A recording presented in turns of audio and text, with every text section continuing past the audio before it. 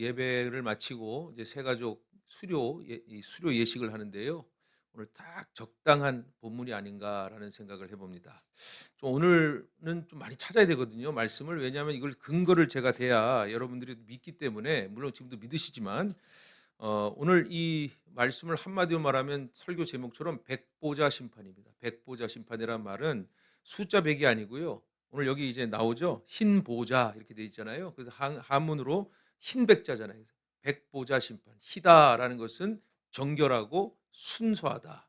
그래서 예수 그리스도가 우리의 심판장에 되실 때에는 어떠한 우리 인간의 요소를 따지지 아니하고, 예를 들면 뇌물을 받는다거나 아니면 압력을 받 이런 게 없어요. 그냥 예수 그리스도의 뜻 안에서 하나님의 기준에서 심판을 하시겠다는 건데, 그 심판은 우리 믿는 이들도 서야 됩니다. 오늘 말씀에 보면 우리 믿는 이들도 심판대에 서야 된다라는 것을 오늘 말씀을 말해주고 있는데, 먼저 여러분, 이 심판에 관한 내용을 언급하기 전에 우리가 날마다 이렇게 심판에 대해서 고백하는 거 알고 계시죠? 여러분, 예배를 드리거나 우리가 고백을 할 때 사도신경 가운데 있어요. 혹시 이게 사도신경 있으신 분, 성경 있잖아요. 한번 우리 볼까요? 사도신경에 이렇게 돼 있어요. 좀 찾아보세요. 앞에 있어요. 성경 앞에. 성경 있는 분은 다 있죠? 사도신경? 네, 한번 보겠습니다. 자, 여기 보시면 하늘에 오르사라고, 외우신 분은 뭐 아시겠지만 하늘에 오르사 전능하신, 그러니까 하늘에 오르사는 말은 뭐예요? 승천하신 거잖아요. 그죠? 하늘에 오르사 전능하신 하나님 우편에 앉아 계시다가라고 돼 있어요. 지금 이제 은혜의 해잖아요. 그러니까 앉아 계시고 지금 복음이 또 사도를 통해서 제자를 통해서 오늘날까지 계속 주님이 계속 우리에게 말씀 주시고 그리고 복음을 증거하는 해란 말이에요. 지금까지 계속 이어지고 있어요. 언제일지 몰라요. 그런데 그다음 사도신경 보세요. 이렇게 돼 있어요. 저리로서 이렇게 돼 있어요. 그러니까 우리가 옛날 지금 사실은 쓰고 있어요. 통합 측 우리가 사도신경과 주기는 바뀌었어요, 사실은. 근데 지금 우리가 옛날 거 쓰고 있는데 그렇다고 해서 옛날 게 나쁘다는 게 아닙니다.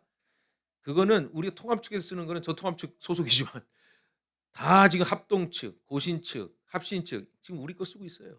통합 측만 이제 성경이 바뀌어서 개역 규정을 바뀌어 쓰는 거인지 지금 우리는 계속 모두가 같이 하는 걸 쓰고 있는 건데, 그건 뭐 그냥 얘기고요. 저리로서라는 말을 영어로 보면 from이라고 돼 있어요. from. 그러면 하나님 나라로부터, 하나님의 우편으로부터라는 뜻이에요. 저리로서 산자와 죽은 자를 심판하러 오시리라 이렇게 돼 있죠. 그게 오늘 이 말씀이에요. 계시록 20장 11절에서 15절 백보자 심판을 우리가 신앙으로 고백하고 있다는 거예요. 자, 그러면 이 심판에 관한 내용을 조금 더 정확히 알기 위해서는 창세기 3장 한번 볼까요? 자, 창세기 3장 한번 보겠습니다. 3장 끝에 끝장을 한번 볼게요. 22절, 창세기 3장 22절 이렇게 되어 있습니다. 졸리니까 찾는 게 나을 것 같아요. 네. 그게 낫잖아요, 그죠? 괜히 조는이 찾아갖고 정신 차리는 게 낫지. 자, 3장 21절 이렇게 되어 있습니다. 여호와 하나님이 이르시되 보라, 이 사람이 선악을 아는 이래. 그럼 선악과를 따먹은 거죠, 그죠? 선악과를 취했어요, 아담과 하와가. 그래서 선악을 이제 알게 됐어요. 그 선악이라는 것은, 이 선악과의 선악과는 거룩을 구분하는 하나님의 영역이에요. 하나님의 절대적인 선과 악의 기준이란 말이죠. 그럼 하나님이 다 하실 거잖아요. 그런데 그걸 따먹었으니 이제 내게 된 거예요. 그러니까 아담과 하와가 내가 옳고 내가 틀린 거를 내가 판단하는 게 이제 선악과를 따먹은 죄잖아요. 그죠?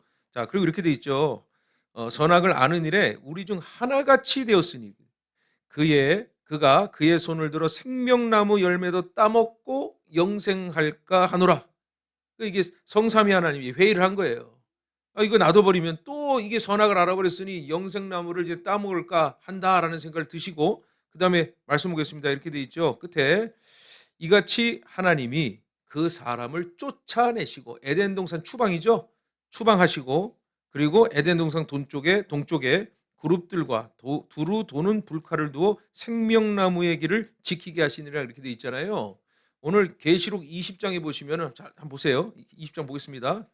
20장에 보시면은요, 이런 말씀이 나와요. 자, 잘 보셔야 돼요. 12절 말씀. 또 내가 보니 죽은 자들이 큰 자나 작은 자나 그 보좌들 앞에 서 있는데 책들이 펴 있고 이렇게 돼 있어요. 복수형이에요. 책들이 펴 있고 이렇게 돼 있어요. 그 다음에 또 다른 책이 펴졌으니, 그러면 심판대 앞에 두 책이 놓여져 있어요. 하나는 책들입니다. 복수형 책들이에요. 하나는 그냥 단수형 책 하나입니다. 근데 여기 뭐라고 설명이 돼요? 성경은 다 설명이 돼 있어요. 이렇게 돼 있습니다. 곧 생명책이라. 그러면 이거를 다시 창세기로 가볼게요. 선악과 나무와 생명나무예요. 선악과 나무는 하나님의 거룩을 상징하는 구분이에요. 그리고 생명나무는 바로 이 선악과가 범죄됨으로 말미암아 이제 저들을 영원히 구원할 생명나무, 생명을 살리는 나무란 말입니다. 그러면 선악을 우리가 범하였으니 우리가 생명을 책임지고 우리 인생을 책임져서 우리는 결국 우리의 행위로 죽음을 맞이합니다. 그리고 심판을 받죠. 그런데 이 또 다른 책이라 그랬고 생명책, 생명나무는 뭘 말하죠? 예수 그리스도를 말하는 거예요. 결국 심판과 회복이라는 말은 창세기에 나오는 에덴 동산의 회복이라는 말이에요. 근데 여러분이 자꾸 이것을 그림을 그리지 마세요. 이 회복이라는 말은요, 오늘 오전에도 예배하면서 말씀을 드렸죠. 우리가 믿음을 볼 때 두 가지를 봐야 된다. 첫 번째는 존재다. 내가 예수를 믿고 하나님의 자녀된 존재가 회복이에요. 그래서 예수를 믿고 우리가 살아갈 때마다 힘들고 어려우면 우리는 확실한 해결책이 있어요. 그게 예수예요. 그래서 그 예수의 이름을 부르며 주의 말씀의 약속을 붙들면 하나님께서 우리를 영원히 함께 하신다. 이게 영생의 관계입니다. 이 영생입니다. 그래서 하나님과 예수로 말미암아 중보자인 예수로 우리가 믿음으로 우리는 이제 관계는 끊어지지 않습니다. 예수의 생명나무가 있으니까. 그래서 이 생명나무에 이 계시록의 20장에 보니까 생명책이 나오죠. 그 생명책이 뭐냐면 책들이라는 말은 우리도 다 여기 쓸 거란 말이에요. 죽은 자도 일어나고 다 일어납니다. 그래서 천국 가셨습니다라는 말은 문학적 표현이에요.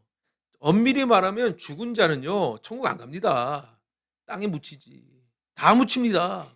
오늘 말씀대로 다 일어날 거예요. 이제 죽은 자들 다 일어날 거예요. 다윗도 일어나고 베드로도 일어나고 이순신 장군도 일어나고 다 일어날 거예요. 이제 다 일어나서 예수님 앞에 설 겁니다. 그리고 그때 살 거냐 죽느냐를 얘기할 거란 말이에요. 오늘 좀 끔찍한 얘기지만 보세요. 20장부터 다시 보겠습니다. 이렇게 되어 있습니다. 13절 바다가 그 가운데에 죽은 자들을 내주고, 이 바다라는 말도 이게 구약을 모르면 바다를 모르는 거예요.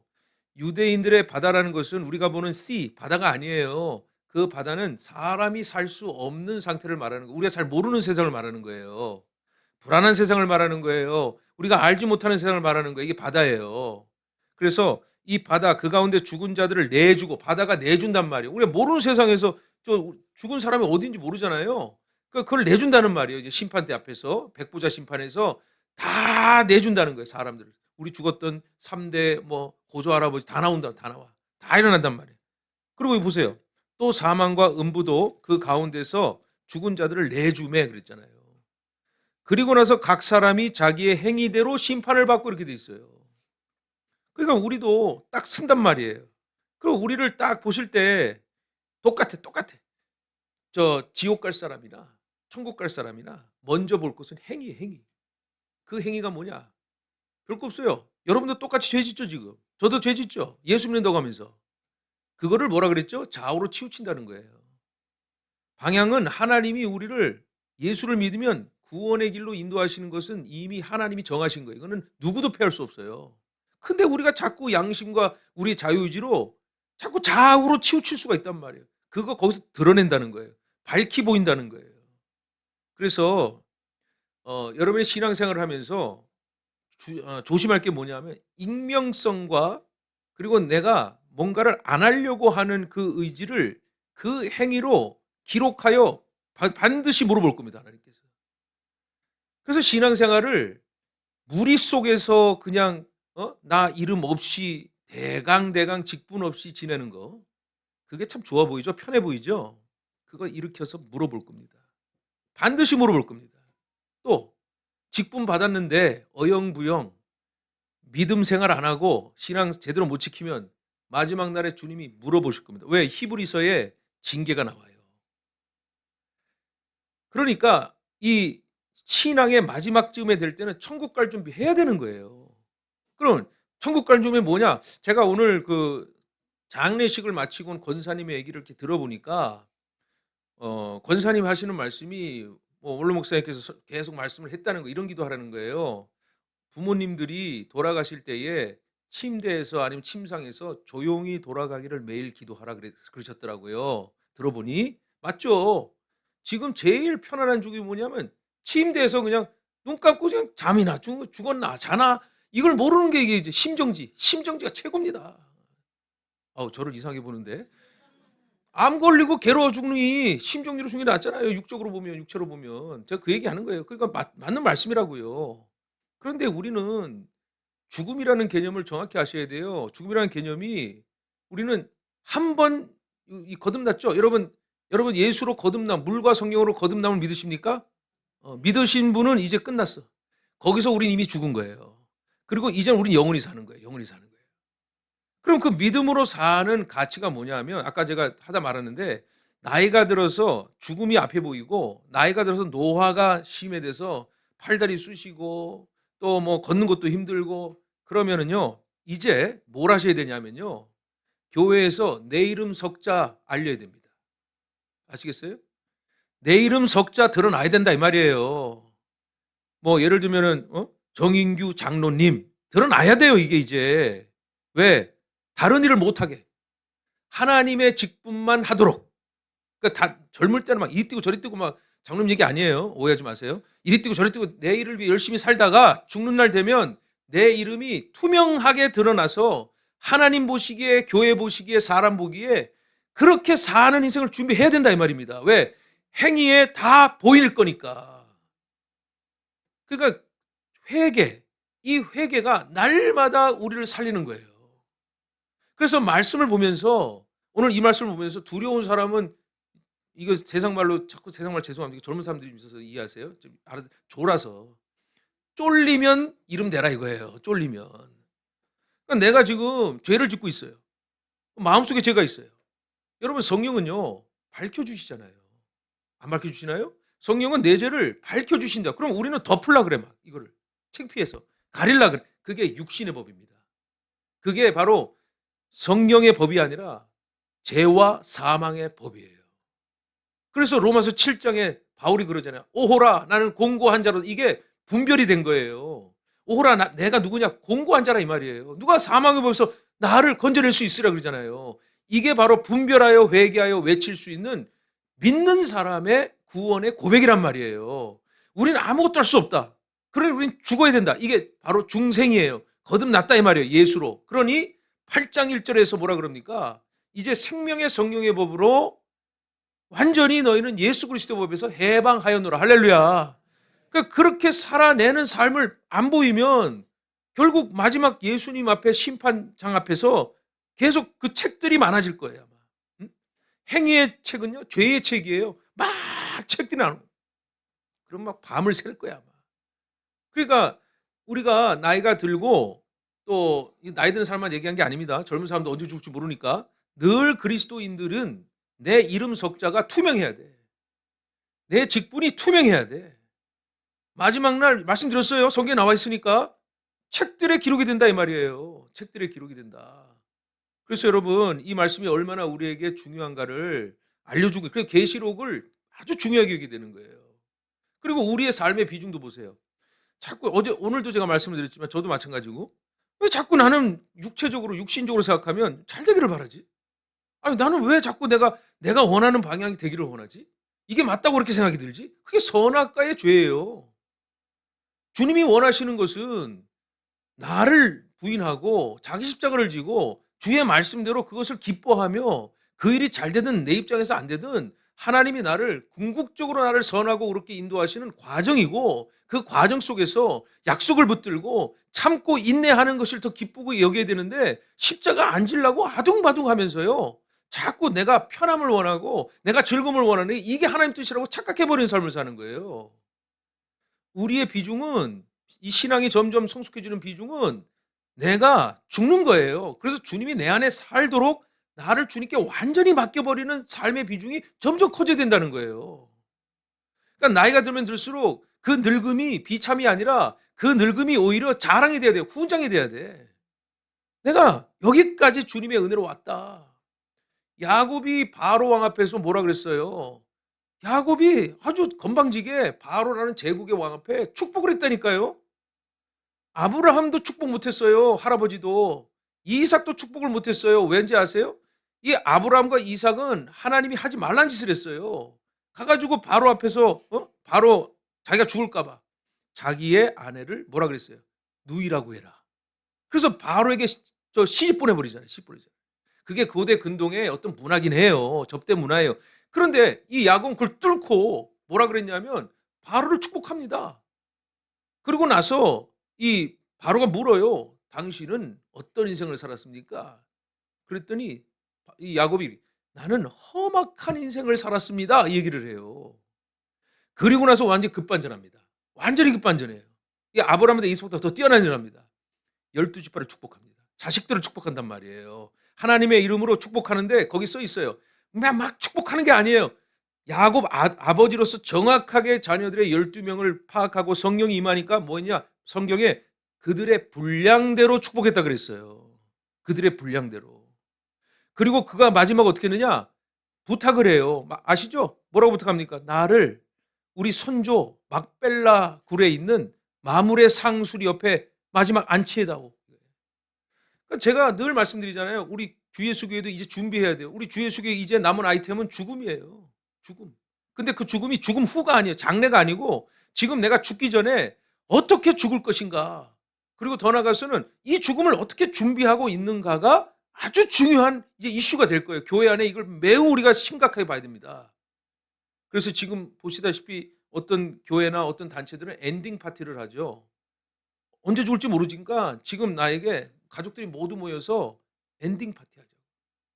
거기다 지금 여러분 아시다시피 이 장례 문화도 많이 바뀌었어요. 장례 문화가 뭘로 바뀌었습니까? 결국 이게 뭐 무빈소 장례가 이제 일어나기 시작했어요. 아니 장례가 너무 형식적이야. 교회도 하루 3번 예배를 드리는데 어떤 뭐 아는 사람 와서 예배드리고 아는 사람 예배드리고 그게 조문도 아니고 위로도 아니고 그러니까 유가족 입장에서는 불편하고 힘든 거예요. 어떤 분에는 뭐 10번 예배 좋다고 하는 분도 계시지만 피곤한 거예요. 오늘도 제가 만나더니 권사님 그러 하루에 1시간밖에 못 잤대요.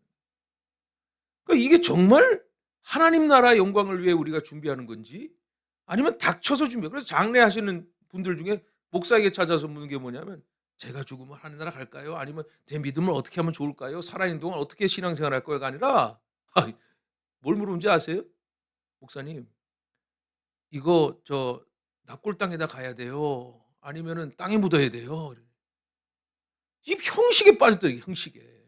우리 그리스도인들은 이건 비본질이에요. 본질이 뭐예요? 오늘 말씀처럼 백보자 심판에 서서 우리가 살아있는 동안 이 살아있는 동안 예수 그리스도로 사는 우리의 정확한 삶의 투명성이 주님 앞에 드러나서 내가 주님 앞에서 당당은 못해도 주여 죄인을 용서하시니 감사합니다. 주 뜻대로 살았습니다라고 적어도 고백할 수 있는 인생이 준비가 되어야 된다 이 말이에요. 그래서 오늘 말씀 뭐 또 새 가족이니까 심각하게 하면 슬퍼지잖아요. 이건 한번 보겠습니다. 14절 사망도 음부도 불못에 던져지니 이것은 둘째 사망 곧 불못이라 그랬어요. 사망도 음부도 불못에 던져진다는 말은 원래 불못을 준비한 건 부적행은요. 사람 떨어뜨린 데가 아니에요.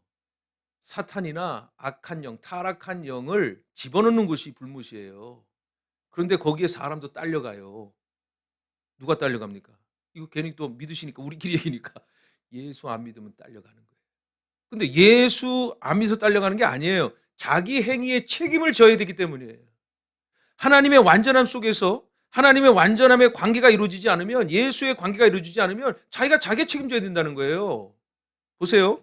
여러분 여기 둘째 사망 불못이라 그러는데 이건 먼저 죽는 게 뭐냐 영적 죽음부터 영혼이 죽습니다. 영혼이 먼저 죽어요. 왜? 이 불못이라는 것은 사탄의 본체는 영적 존재예요. 그러니까 이곳에 들어가면 심판대에서 이제 넌 불못이야. 그러고 떨어지잖아요. 예수 안 믿고 떨어지잖아요. 그러면 내 영혼이 이게 버티질 못하는 거예요. 두 번째 죽음은 뭐냐? 신체적 죽음. 왜냐하면 부활에 우리가 몸을 입듯이 이들도 안 죽습니다, 여러분. 죽는 게 아니에요. 들어가면 어떻게 되냐? 죽다 살다, 죽다 살다. 아예 죽고 싶다라는 말을 반복하며 사는 인생, 지옥 같은 인생을 산단 말입니다. 이 불못이 말이에요. 사탄 마귀가 들어가는 곳이기 때문이에요. 거기 딸려 들어간다고요. 사탄의 자식들은 사탄을 따르는 사람들, 예수를 믿지 않는 자들은 다 행위로 여기 말씀이 나오잖아요. 제가 한 거 아니에요. 들어간단 말입니다. 그러니 우리의 이 삶의 비중을 예수님이 그래서 우리에게 부탁을 하는 거예요. "너희들 정말 하나님 나라 저 구원을 확실히 믿니? 그러면 제발 우리 주 예수 교회의 핵심 코어죠. 마태복음 28장 너희는 땅 끝까지 이르러 내 복음을 증거하라." 이 말이에요. 세례를 주고 가르쳐 지키게 하라. 어? 그걸 안 하는 교회는 가짜 교회입니다. 그런 교회는 라오디게아 교회입니다. 뜨겁지도 않고 차지도 않고 교회 유지하려고 하는 교회. 그 교회는 어떻게 되는지 아세요, 여러분? 보수하다 끝나요. 메인터너스 철치가 돼요. 그냥 보수하다 끝나는 거예요. 고장난 보수. 그리고 그다음에 어떻게 되는지 아세요? 오래 지났으니까 뮤지엄 처치가 되는 거예요. 박물관 되는 거예요, 박물관. 그래서 정부가 건물 관리하고 성도는 하나도 없고 하나님 앞에 그런 교회 서보세요. 그건 교회도 아니에요, 그거는. 그러니 주 예수 교회의 이 DNA가 얼마나 중요한 겁니까? 선교 제일 조국 교회. 조국 안 좋아하시죠? 선교 제일 뭐라 그러더라? 뭐 무슨 교회? 국가교회? 뭘 모르겠어요. 조국 교회 할래요, 그냥. 선교 제일 조국 교회. 평택에만 안 말합니다. 평택 을에 들어갔으니까 이분이. 그거 빼고 선교 제일 조국 교회. 어.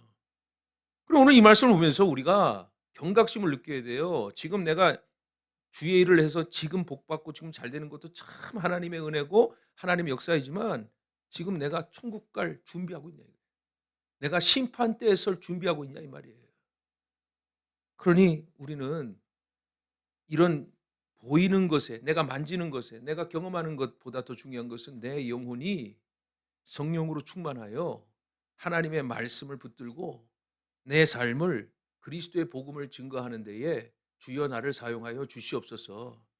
여러분은 구원 이미 받았잖아요. 여러분 안 죽습니다. 여러분은 예수를 믿었으면 둘째 사망 없습니다. 이미 거듭났잖아요.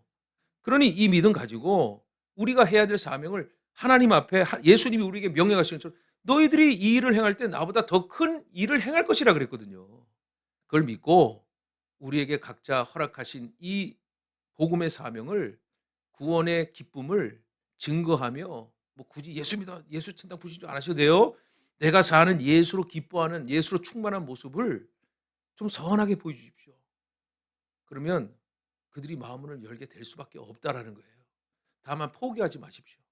주님이 열 때까지. 주님이 문 두드리오니 나오죠? 계시록에 보면 내가 너 앞에 문서 두드리오니 그러잖아요. 거기에 왜 두드려요? 그 그림 보셨어요? 그 그림에는 바깥에 문고리가 없어요. 문을 두드리면 열어야 돼요. 우리가 열게 해줘야 돼요. 그래서 복음을 증거하고, 이게 백보자 심판이지만 복음을 증거하고, 오늘도 새가족 이 양육 수료는 정말 이 주 예수에게 한 영혼을 세우는 귀한 사명인 거예요. 우리 양육위원장님 고민하셨어요. 목사님 한 명도 없는데. 그런데 이렇게 하니까 또 하나님이 한 분씩 불러주시는 거예요. 그러니까 하면 하나님이 이루신다. 할렐루야.